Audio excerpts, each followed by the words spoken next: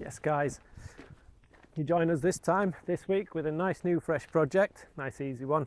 We've got a 1948 Rover P3. Now this is only come in the shop really just for a quick check over. I think it's got a bit of a water leak on the rad hose as well, but either way we'll be able to sort it out. I just thought I'd take you a quick walk around first, to be honest with you. It's rare that I do get anything that's this vintage into the shop. It's just a car at the end of the day, and this one's got some pretty quirky stuff as well. Really cool car. Right, we'll start off at the front of the car, and then we'll move on to the business end of things in a minute. But yeah, super cool car. One wing mirror on here. Obviously you got your old starter handle, that's probably in the boot. Let's have a look under the bonnet. I can show you. Just inside there is the radiator hose that we're going to have to swap out, but we'll get onto that a bit later on. Coming down the side, you'll notice the pretty old gangster kind of stuff. You got the suicide doors, front and back. Really cool interior, check this out.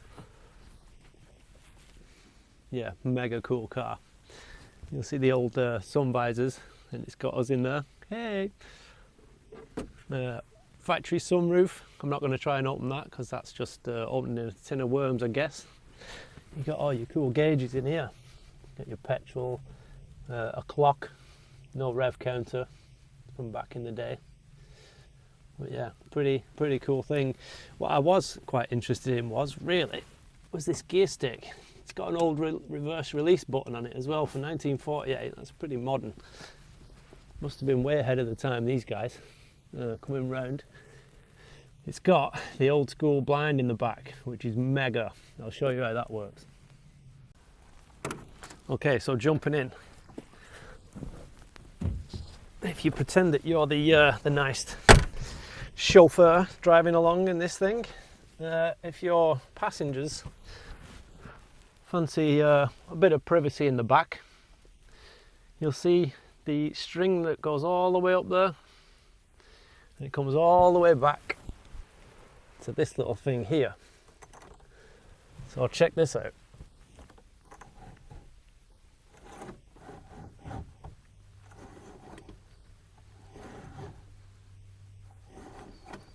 How cool is that? I've been in a few Rolls Royces and Bentleys and stuff of this kind of era. I reckon they probably took the idea from those guys. I don't know, maybe you can let me know if you know. But yeah, super cool little thing. I just thought I'd show you that. But yeah, what a cool car this is. Moving on to the control side of things. I think this is our light switch. Who knows? Let me know if you know. Guessing this is our indicators. How cool is this for a trick actually? Obviously you get your fuel gauge here, it's just over a quarter of a tank, but this actually doubles up as your oil level sensor as well. For 1948 they had an electric oil sensor in the sump, and the way to check it is this little switch here. You can just see it says oil, so it actually uses the same gauge as the fuel tank, and if you press that it switches over to show you how much oil is in the sump. How mad is that? For 1948, it's unbelievable, fantastic. There's our choke. This thing actually fires up pretty cool actually, even with just a little bit of choke like that. So obviously you got your key, you got your start button, and off it goes. This thing runs really well. It's really surprising how good it is. I think this car has been restored in the last few years. I know it's had some brake work recently from the customer, but he just thought he'd bring it over to me to yeah, chuck it on the ramp and have a little inspection, make sure everything's all right. Right, let's get her on the ramp and see what we can see underneath. You can just already tell that this thing on the road is just going to drive absolutely fantastic. So we'll chuck it on the ramp, raise her in the air, and let's have a look.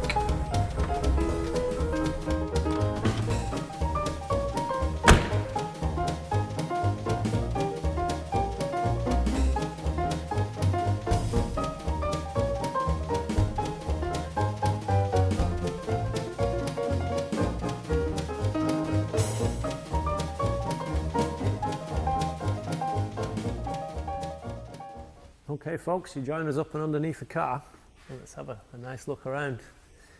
Like I said, this thing looks like it's been restored in the last few years and it looks pretty damn good. Everything looks as it should. There's the old differential, nicely painted, the usual drip of oil off the bottom that we're not worried about. Nice new prop shaft up to the output shaft of the gearbox there. Again, the usual drips, but nothing that we're worried about. Coming up a bit further, we've got a few oil leaks as usual. It just stops them from rusting. It's just self anti-rust, that's all. I'm not too worried about that sort of stuff. Like I said, it's had a brake job recently. You can see the new brake pipes going up and over around the front of the engine up there as well. And we get over to the master cylinder area where we do have a little bit of an issue. You can see the drips there, not looking too good. I think what's going to have to do is this fitting right here appears to be the culprit. And it also appears that copper washer there has been put on incorrectly. If you can just see. Little wiggle wiggle. That is completely pointless. Let's dive in and see what we can fix. Okay, you can see obviously where it's leaking here. I think what we'll do is jump up there first and see if it's a nice easy fix by just giving it a nip. But I reckon we're going to have to replace the copper washer because it looks like they've used the old ones on the way back in. Nope, that's tight. Right, plan B. Right, first things first, I've set up my oil drain bucket underneath because this is going to make a bit of a mess. So we want to try and minimise that as much as possible. I have cracked this off, so this will be spilling out in due course.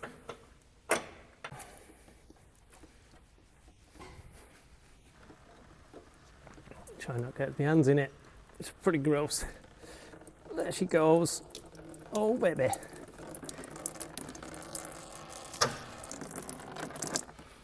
Try and keep that in the bucket. Next thing, let's crack this fitting off. And take that out and inspect our nice copper washer that probably isn't doing much.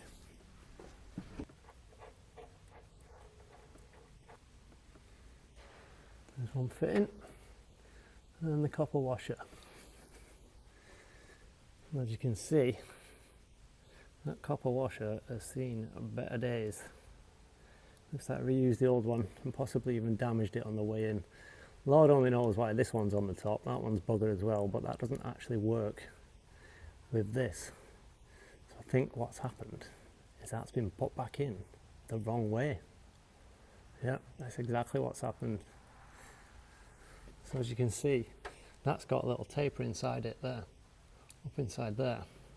And that was sitting on the flat edge of that, which isn't tapered. So what you need is the male end of the taper to fit in the female end of the taper, and it was installed incorrectly. That's why it was leaking. I can't believe it actually worked this long being like that. Right, let's fix that up. Okay then, rooting around in the parts department, I managed to find a nice new copper washer that's going to go on there.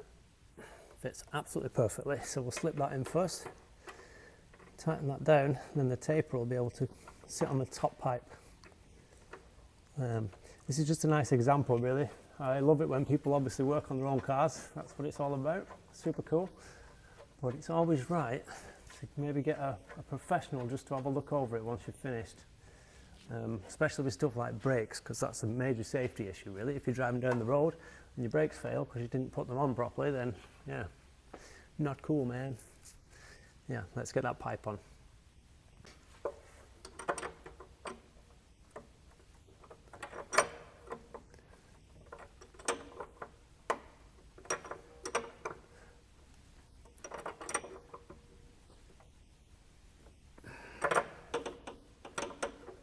Obviously with these copper washers you want to tighten them down nicely, don't go too tight, but they also need to bed in slightly by compressing. That's how they work, that's how they seal.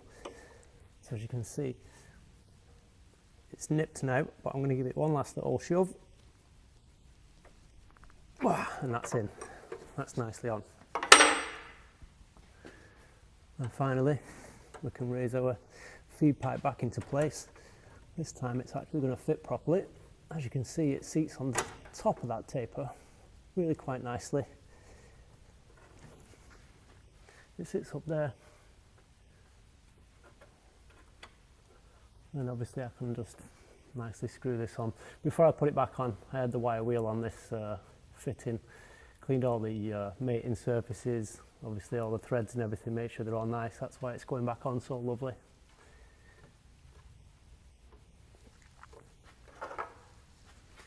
We'll also give this top one a nip as well.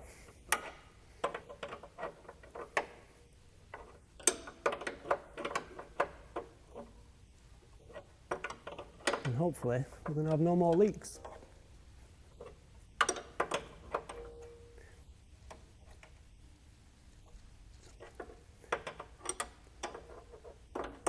And again, just a nice little nip. I don't think this spanner fits perfectly, but I think they might be Whitworth, and I can't be arsed finding one. There we go, nicely nipped. And obviously, just to finish off, give the area a nice swizz down. You can see it's obviously been leaking for some time. It's took all the paint off, which isn't very cool, but the customer knows about it now. He said he's going to touch it up again when he gets it home and back on his ramp once I've finished this repair. Beautiful.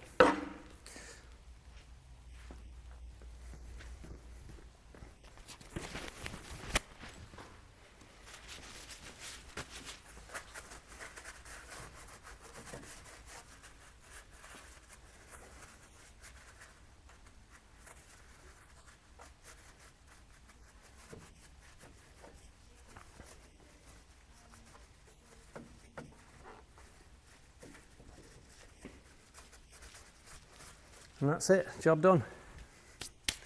I did go ahead and try and tighten this one a little bit. I did get a little nip on it just in case it throws us off.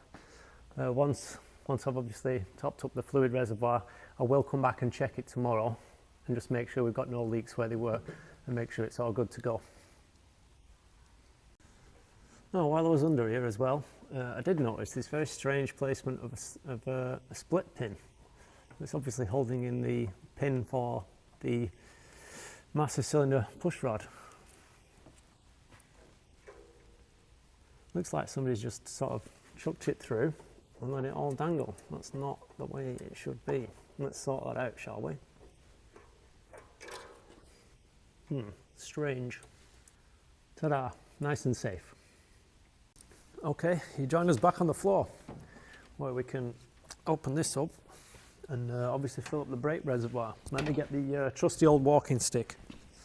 So I'll raise this bonnet, keep it nice and clean because it looks lovely. We'll chuck this on just to be nice. Obviously you don't want to drop any tools or anything because that would not be cool for the customer.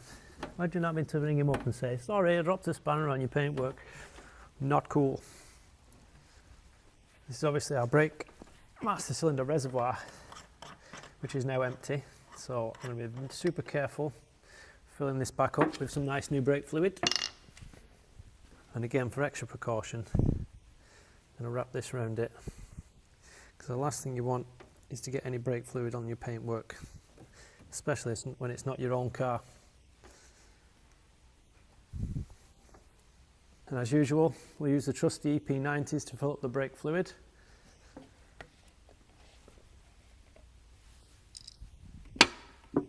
Just kidding.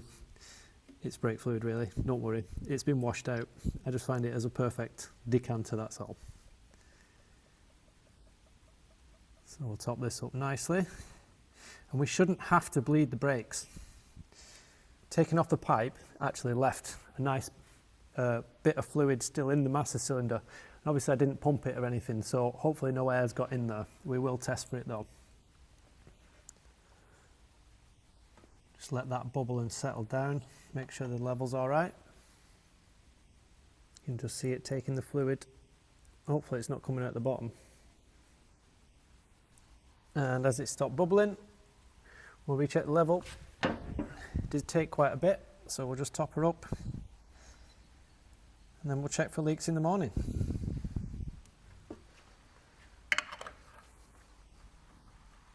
Done. Right, that's the brakes done, so I think we'll move on to the next bit. I have had a quick look through here. Everything looks pretty good. It runs really well. Not too fussed. What I have noticed though is a bit of a water leak from our pipe here. So you see it's a little bit crusty down there. You can see a bit of wetness coming up. I'll show you on the other side as well. There's a little pinhole just about on the other side of this. One sec. Okay, we're on the other side now. We'll just open this side up and I can show you exactly where it's leaking from. Oh, what the hell's that? Oh, it's our old friend. It's a Vaudrey's branded beer mat. Don't forget guys, subscribe, comment, like, leaves a message, whatever. It really helps. Nice one. This is pretty hard to film actually, but we should be able to get in there. Let me get the torch in there first, and I can just come down and try and zoom in. So there's the crusty bits. I'm coming inside the engine bay. I'm going to try and get a picture. There we go. There's our pinhole. So it's a bit damaged. I've ordered a new pipe. That should be here tomorrow. Here we go. Hey Benny, what do you think of the Rover? Right, I think we should be done for this evening, to be honest. It's getting pretty dark outside. So yeah, meet you back there tomorrow and we'll fix the coolant leak as well. See you in a bit. Morning! Back in the shop. Obviously we're going to check the brake pipes that we sorted out. We'll check them first. Then we're going to go ahead and drain a bit of coolant. This is your rad cap, which is pretty cool, so we'll drain some out of there. We'll also whip off that little pipe and then pop the new one on, fill it back up and go for a test drive. Let's kick ass. Okay, you join me on my back underneath. We've bobbed under just for a quick look at our master cylinder, and it's looking dry as a bone. Everything looks really good everywhere. Everything's nice and clean, so not worried about that. That's a job done, that one. Happy with that. Okay, so back under the bonnet. I can see, I have loosened that off, but you can see where it has been leaking down onto there. There was a few drips on the floor as well. I think what I'm going to try and do, the tap on the bottom of the radiator, it looks a bit dodgy, so I think what I'll try and do is empty the top tank as much as possible so you can get as much water out as possible, and obviously just put a bucket underneath to catch the rest, and then we can top it up later. Let's go old school with the header tank slash rad, whatever it is. I think we'll have to siphon this out. So I've got my pipe and my bucket, old school. Not sure how much you're going to get out, but we'll see.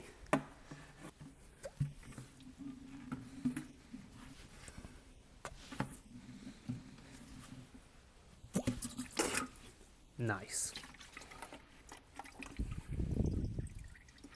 There we go. That's all we're getting. Never mind.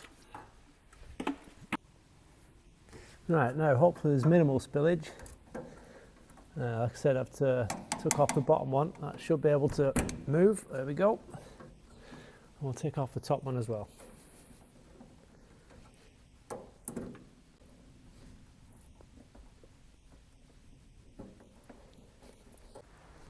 Right, to speed things up, I think what I'm going to do is just cut the top of this one. And you can get it off a lot easier. Careful not to cut your fingers like I just did. But yeah, I think what I'll do is put the new pipe in a bucket of hot water for a while, let it soften up, and then I'll be able to wedge it all on nicely.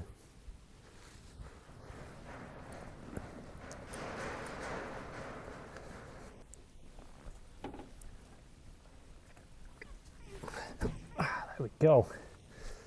Nice, minimal mess. Now I'm just going to measure the new one against it. Nice new pipe. Find a straight edge, yep, down.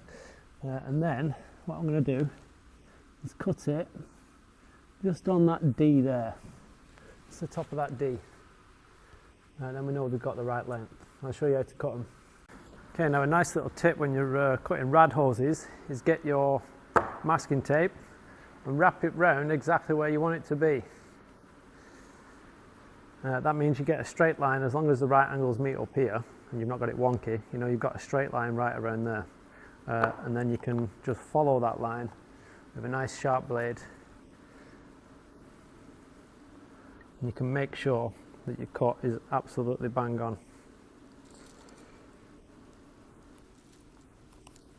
And there we go, nice straight line right around the top. I think that bottom one's a bit wonky, only very slightly off, but we're not too worried about that. Then obviously you can just take your masking tape off and you've got a nice straight cut. Job done. Next top tip, putting rad hoses on that are in a bit of an awkward position. Stick them in a little cup of boiling water, get them nice and warm, and you'll see that it makes it nice and flexible. So we'll leave that in there for a few minutes and then we'll go ahead and get it fitted up. Right, we've left our pipe to brew a little bit, so I think we'll go ahead and try and install it. Oh yes, that's much better. Look at that, nice and flexible. Wedge it on. Bob's your uncle. I think we'll turn that around to the front so it looks nice. So you can't see the markings, but look at that, straight on. Let's get the clips on. Nice and tight. And the bottom one.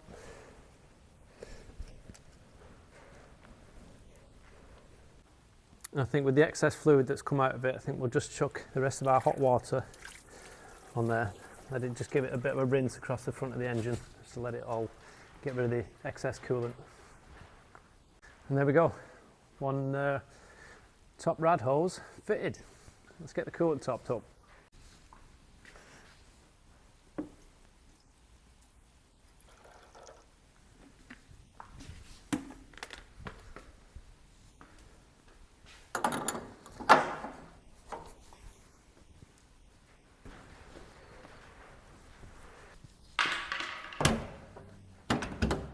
Okay, so we're back on the ground now. I think what I'm going to do is jump in it, obviously make sure the brakes work, go for a little test drive, get it up to temperature, let it cool down, check the levels, and I'll come back to you.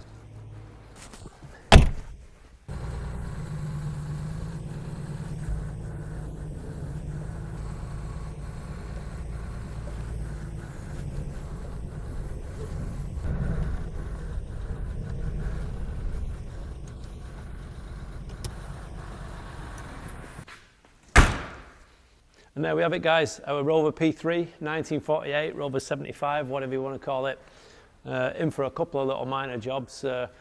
Obviously, like I said before, if you've done some brake job stuff yourself, just get it checked, just in case, because this would have been an easy mistake to make, and without the right eyes on it, you never know what might happen.